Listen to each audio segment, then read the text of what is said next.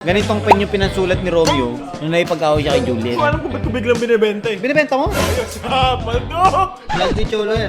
Nangapin si Cholo. Galing kay Patrick. Papal 5K na lang ito. Another watch. Uy, sakto, takin ang bite mo lang. Vlog nga pala ako. Ano yan, Bo? 79173. Binibenta ni Nixon, 245 sa kaulo. 235. 242. 238. 240 mo na. Ibigay ko siya ako. Pangit yung token natin, Bo. 240. Tapos na. Binibenta mo siya ng 10, Bo? Oh, Mont Blanc 146. Ito vintage to.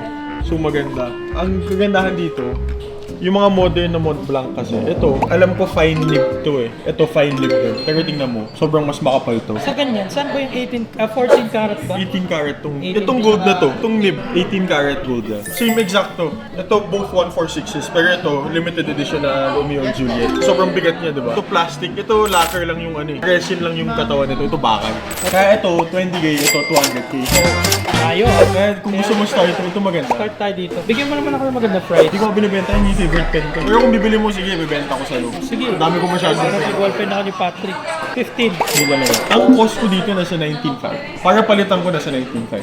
Ayun talaga. Magkano mo nabibenta, best? 20. Tanong mo si Tito Calvin, may hirapan akong palitan to first. Kung papalitan ko baka nasa mga 20, 120. Pero kasi sa Mont Blanc, ito ebonite pa yung feet. Kaya mas desirable yung mga vintage. Ebonite is parang a hard rubber. So mas absorbent siya sa ano. May pore siya na maliliit. Doon pumapasok yung ink.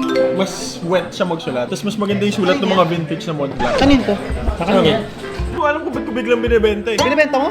Para lang makapasok siya sa hobby, kawawa. Saka ano to ha, yung ano niya, yung ink barrel window. Kita mo dito, may window. Pagka itapat mo sa ilaw, para alam mo kung may ink ka pa o wala. Magandang deal na yun kasi kung hindi ikaw yan, hindi ko bebenta. Ano mo si Patrick kung magkano to? Romeo and Juliet na 146. 100,000 yan, boy. Wala mo sino nagsabing biling ko. Siya. Okay. Kaya si Romeo and Juliet, pinangalan to. Ganitong pen yung pinansulat ni Romeo nung naipag-away siya kay Juliet. Ano sabi? Bahala ka na dyan. Hindi ko alam eh. Wala si Calvin. Tanong mo kay Tito Calvin. Tribute lang siya kasi si Mont Blanc like making tribute pens. Kaya may mga Walt Disney, Enzo Ferrari sa Romeo and Juliet. Too much yung design niya to Romeo and Juliet talaga. Mga dahon yan eh, hindi yan webs. Dahon yan. Kasi to, kita mo may ano, may M. Stop mo lang. Kaya nga Kung hindi mo bibili ng 20, hindi ko bibenta kasi favorite pen ko talaga yan. 19 ka. Ano talaga, anything less than 20, parang hindi worth it. 20. Ano ko binenta yung favorite pen ko?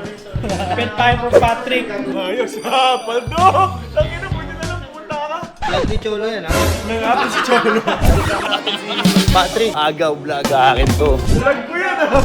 Daming baliw sa pens. Ito din, binili ko kasi sabi sa akin ni Calvin, worst case, kung ayaw mo siya, kung gusto mo siya i-liquidate, benta mo sa akin, bigyan pa kita konti profit. Maraming end user din na bumibili. Oo! Pura end user. Tapos yung mga bumibili, yung mga clients ng mga high-end pens, same ng client ng mga high-end na relo na hindi choose na. Kailangan talaga aralin ng sobra. Exact same as watches. Same ano siya, same quirky na hobby. Kaya lang din naman ako naglakas loob. Tangin na 200k sa ballpen. Putang ina, panulat lang. Kasi nag-hold siya ng value. Ito magkano na to? Tingnan. Ito paghahapon. Galing kay Patrick. Papal 5K na lang ito. Kaya lang Oh my God. 6K. Mula kong 79173 na white Roman. Date just 26 2-tone yellow gold. Parang 2,000 year yun. Maganda yung fun fact. 69173. Parang 10 year, bit more than 10 years production run yun. Tapos si 79173 sumunod sa kanya. Parang 2 years lang. Ganda ng relo ko tingin yun. Ayun, wala si Cholo dito. Kawa. Sana masaya siya kung nasan siya para happy din ako. Love, joy, hope. Bye-bye, out ko!